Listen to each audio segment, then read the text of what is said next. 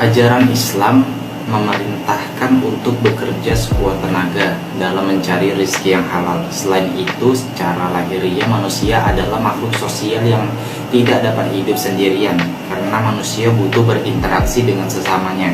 Dengan tolong-menolonglah seorang muslim dapat dikatakan sebagai seorang muslim.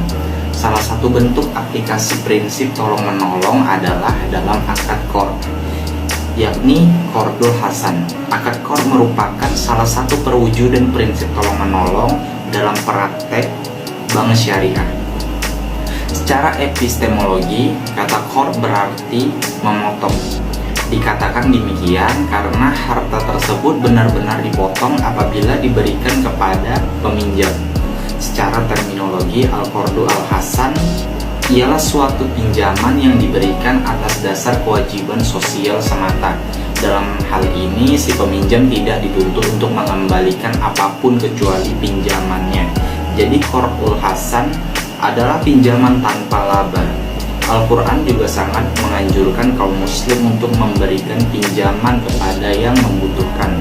Sumber hukum dalam Islam, dasar-dasar hukum yang digunakan dalam praktik pelaksanaan sistem ini adalah berdasarkan beberapa ayat dari Al-Quran. Di antaranya seperti dalam firman Allah yang telah digambarkan secara umum mengenai pinjam-meminjam yang terdapat dalam surah Al-Maidah ayat kedua, yang bunyinya, dan tolong-menolonglah kamu dalam berbuat kebaikan dan takwa, dan jangan kamu tolong-menolong untuk berbuat dosa dan permusuhan. Quran surah Al-Maidah ayat kedua. Al-Baqarah juga menegaskan yang berbunyinya, siapakah yang mau meminjamkan pinjaman kepada Allah, pinjaman yang baik, menafkahkan hartanya di jalan Allah, maka Allah melipat gandakan pembayaran kepadanya dengan kelipatan ganda yang banyak, dan Allah menyempitkan dan melapangkan rezeki, dan kepadanya lah kamu dikembalikan. Quran surah Al-Baqarah 245. Lalu kita bicara mengenai rukun dan ketentuan syariah. Yang pertama, rukun al-qard hasan. Salah satu transaksi dalam ekonomi Islam adalah al-qard al-hasan, dan tentulah memiliki rukun. Rukun adalah sesuatu yang harus ada pada suatu pekerjaan amal ibadah dalam waktu pelaksanaan amal ibadah tersebut. Adapun rukun yang harus al-qard al-hasan penuhi adalah sebagai berikut. Baik, yang pertama, orang yang meminjamkan pinjaman.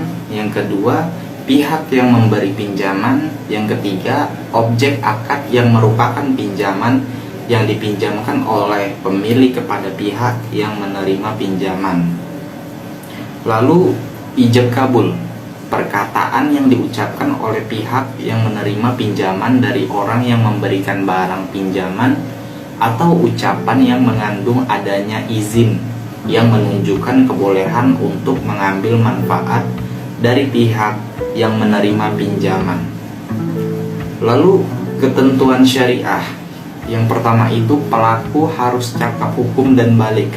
Yang B, objek akad, yaitu jelas nilai peminjamannya dan waktu pelunasannya. Lalu peminjam diwajibkan membayar pokok pinjaman pada waktu yang telah disepakati. Tidak boleh diperjanjikan akad ada penambahan atas pokok pinjamannya. Namun peminjam dibolehkan memberikan sumbangan secara sukarela. Lalu berikutnya, apabila memang peminjam mengalami kesulitan keuangan, maka waktu peminjaman dapat diperpanjang atau menghapuskan sebagian atau seluruh kewajibannya. Namun jika peminjam lalai, maka dapat dikenakan denda.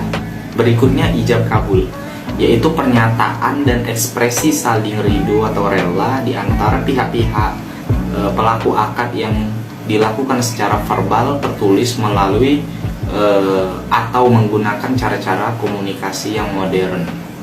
Baik, demikianlah penjelasan mengenai qardul hasan yang bisa saya sampaikan. Lebih kurangnya atau ada yang kurang jelas, saya mohon maaf. Sekian dan terima kasih.